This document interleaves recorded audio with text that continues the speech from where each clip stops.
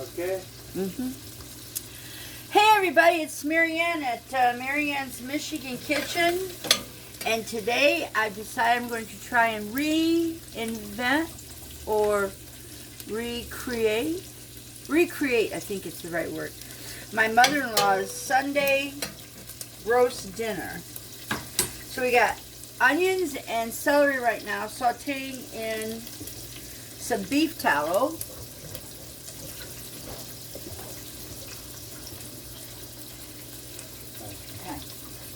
And we're going to add carrots and parsnips. Parsnips she never put in, but I like parsnips since I got them small, so they're sweet. And then we have our beef roast. Which, I don't know, I got it. Oh, there you can. It's a chuck roast. I'm going to salt it up.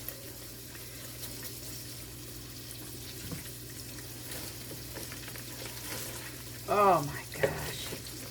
That's a nice chuck roast. And it's at the other end of the, it could have even been, in the old days, a 7-blade chuck roast. It's got a nice amount of fat. Oh, marbling is what they call it. Let's just call it like it is, fat. Delicious. Oh, these are looking really good. So I'm going to take those out right now.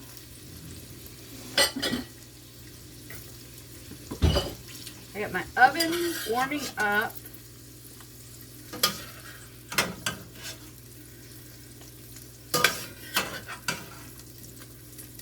So we're going to have, I'm going to add potatoes to it too. White potatoes. We just got a new vegetable peeler. First vegetable peeler we bought, and well, I don't know. It's been a while, hasn't it, Mike? Yeah. So we got a nice one. Well, of course, it was a $12 vegetable peeler that we got on sale. What? Where do I do it to? Oh, right here. Over here. Yeah, if you can get it in that bag. Yeah. Okay. Okay, there is the oven saying it's ready.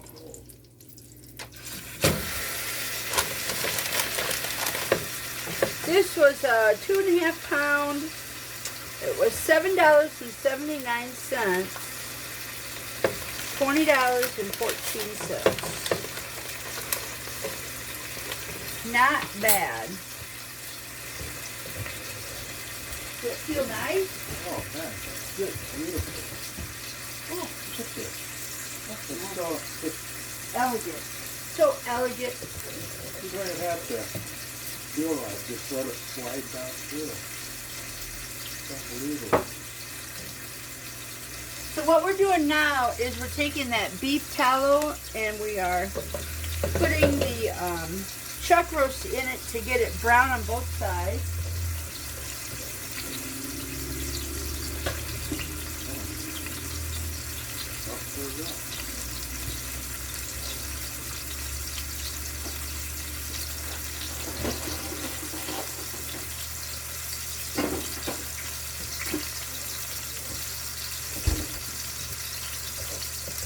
And then, of course, I'm going to be adding in some of my better than bouillon beef.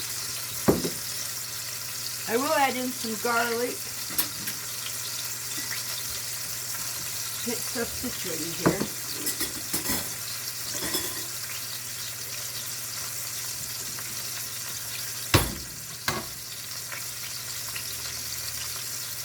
Now, normally I would put the carrots in right at the beginning of the cooking process, but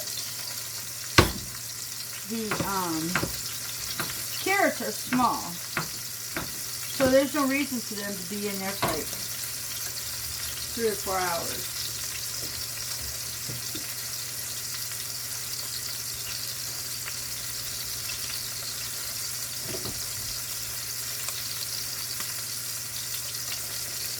Okay.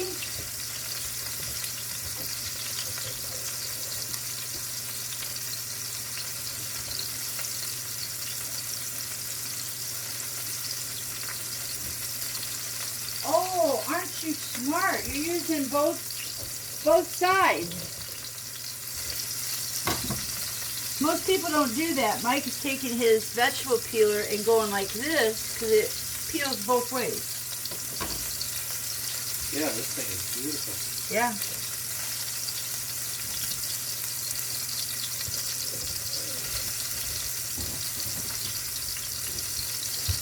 Cool, huh? Yeah. And then when you're all done with the parsnips, tell me and I'll come over and get them. And now the potatoes are all washed. And I'm just going to quarter them.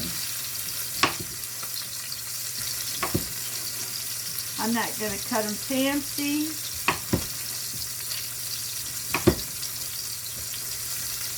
Just nice quarter cut of potatoes. All right.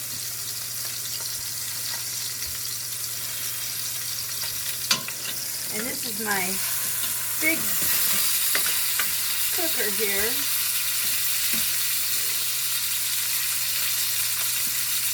I'm pretty excited about recreating this meal because she would go to church, she would leave at 9 o'clock in the morning, and or this would be in the oven at 9, and they would come home and it would be like 1 o'clock we'd be eating lunch. And this was like the best ever, huh, Mike? However, we're using beef tallow, which, oh my heavens, did you all see that? Ooh, doggy, that's a good crust.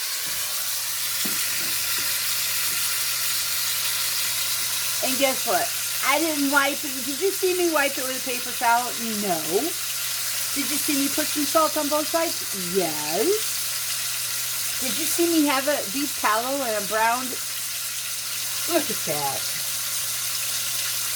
So I don't know where a lot of these people get off saying that in order to get a good crust,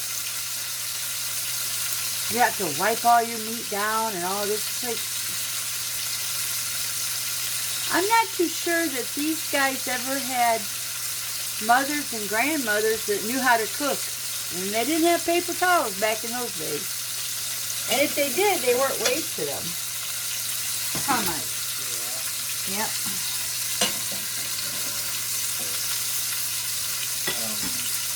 Drop me a move these slightly. On you go. Yep. So Mike's lovely parsnips that he peeled.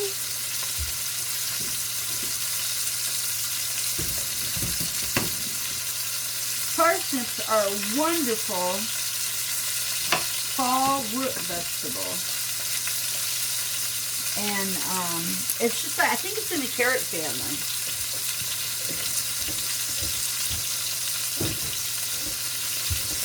But if you get them big, and I'm saying bigger than that, then they get woody on the inside. So I'm going to leave these just like that. Okay, I got that going. That looks pretty good.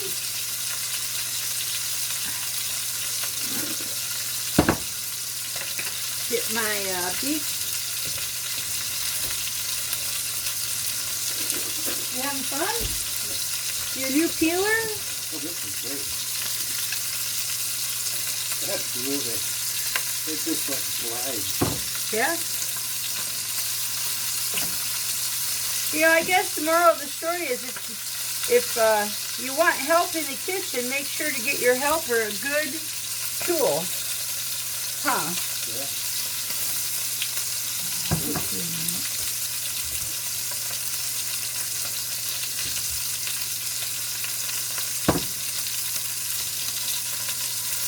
Okay. Turn the stove off.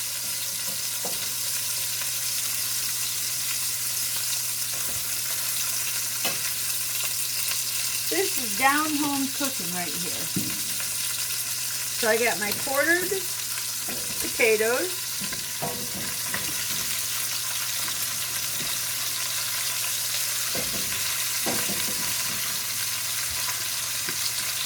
And on top, I'm going to put the celery and onions back in.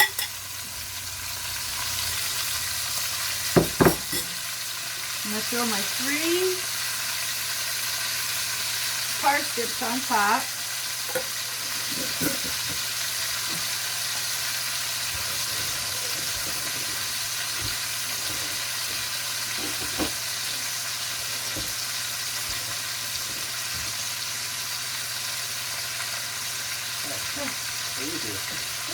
Pretty they are.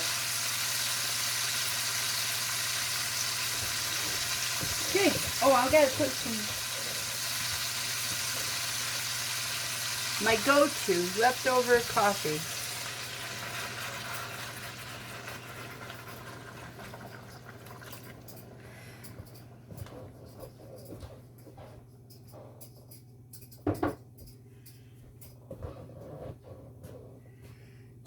That's gonna cook up nice. Now I'm gonna stick it in the oven. Ooh, hot. It's hot. Holder things.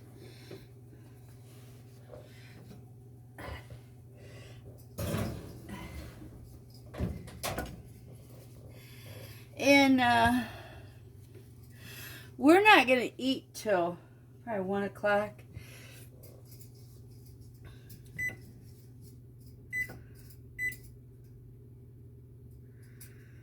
I'm gonna put it in for 3 hours.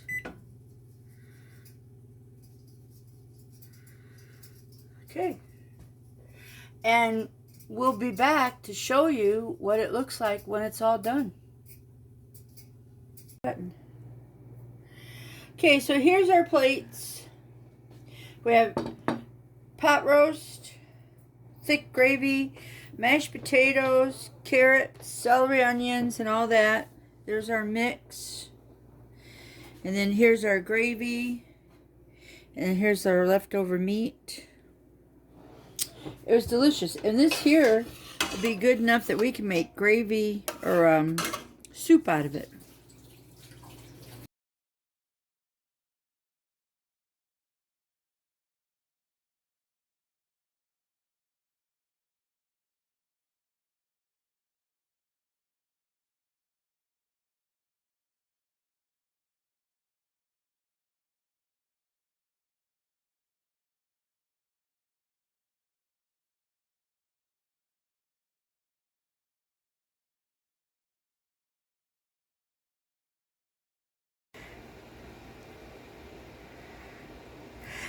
Yesterday's pot roast dinner, I put all the mixings in the gravy. I added in some peas, and I added in some orzo to cook in the sauce. Delicious. This is what's for dinner. Don't discount your leftovers. Recreate them. Like I said, this was yesterday's roast beef dinner, and today it's beef stew with orzo and peas. It's delicious. Leftovers reinvented. You throw away nothing, you waste not, you want not. And your belly gets full in the meantime. Follow along for more tips and tricks for In the Kitchen, Mary Ann's Michigan Kitchen.